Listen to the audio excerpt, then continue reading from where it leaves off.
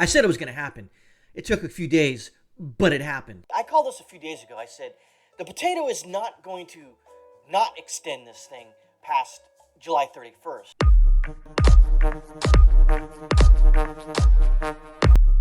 When I said back in, I think it was the 29th of last month, I said it was going to happen. Whether it, fails in court or not, it doesn't matter. It's still going to happen. They're still going to push it through because they're going to hopefully let it, meander in the courts. And finally, when it finally gets, shut down or whatever, some of the money has already gone out. Or some of the renters, be saved, I guess. And then all the landowners and landlords will be screwed. And that's what they hope. Now, Biden, the potato, teases new eviction freeze, admits likely unconstitutional. Then why do it? Because of what I just stated. He knows that it's going to have to go into the courts. And this is what they do. They'll test it. They'll sort of like, okay, well, let's see what happens. It is unconstitutional. The government's saying you don't have to pay rent. And that, see, think about it this way. When the government says you don't have to pay rent, but it's screwing one segment of the population, landlords and landowners, out, and you're not helping them out, then what gives? So the potato said Tuesday, the Centers for Disease Control, which I don't know why they have any hand in this anyways, would announce a new moratorium on evictions later in the day, which they did, before admitting that the order was not likely to pass constitutional muster. Then why do it?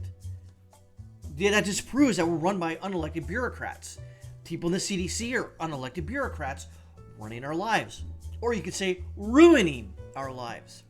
The New York Times reported earlier Tuesday that new freeze would likely be in effect for up to 60 days.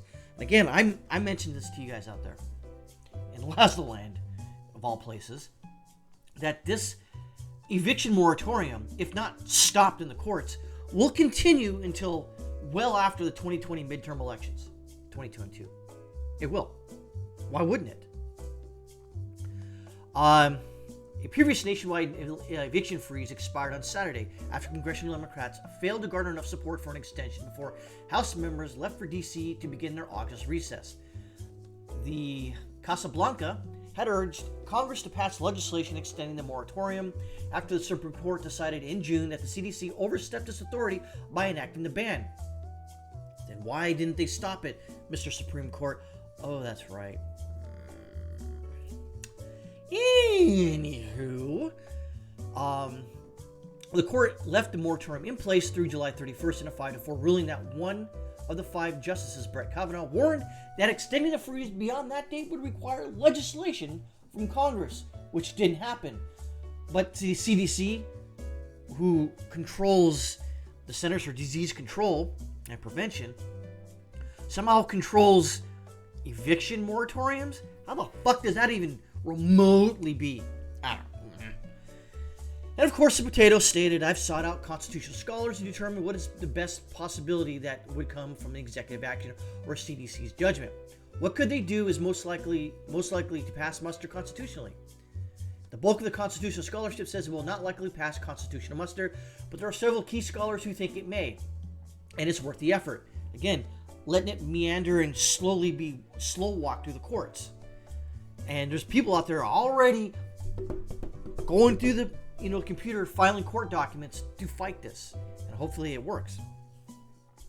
Skeletor said in a statement Tuesday that Democrats stand ready to work with the White House to find ways to extend the ban.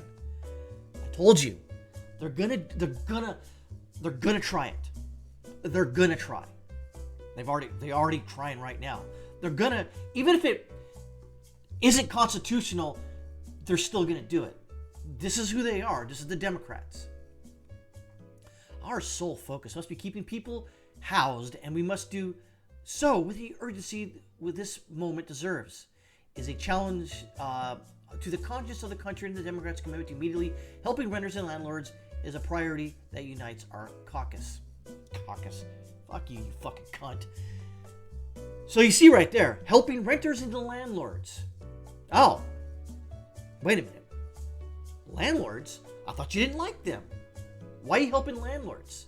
You're not helping landlords, as far as I can tell. I haven't seen any legislation out there that's going to help them offset the burden of keeping these people in their dwellings that they owe, and they can't evict these people who are just hanging out on the government dole. The government has created this problem. You can go back to Trump. He sort of created this problem by just giving money to people to stay home.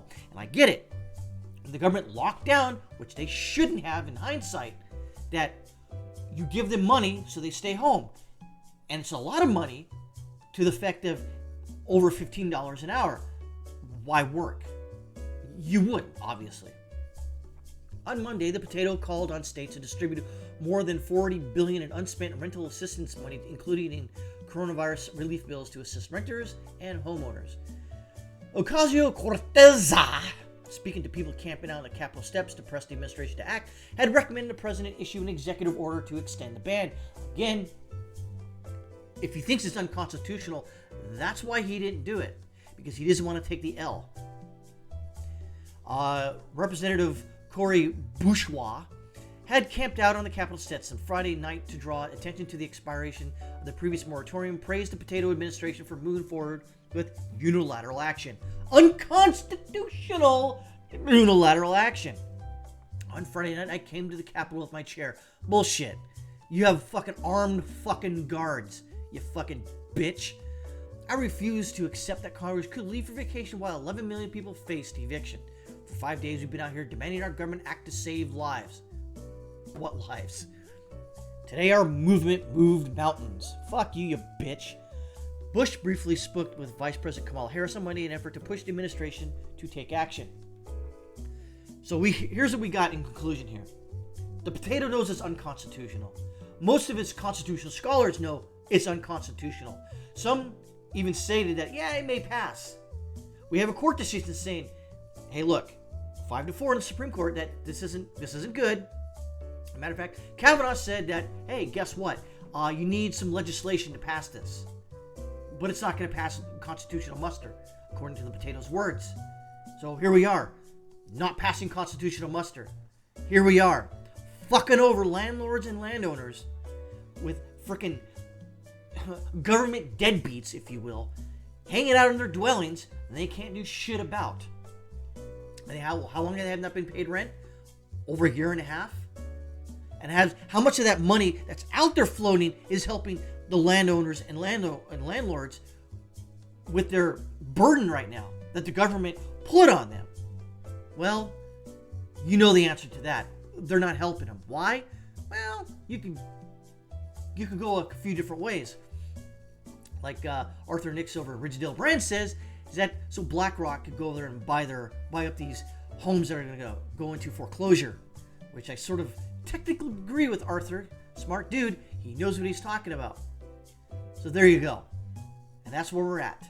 It's unconstitutional, so we're going to stay unconstitutional because we're the Democrats, and that's what we do. We're an unconstitutional bunch, and we suck ass.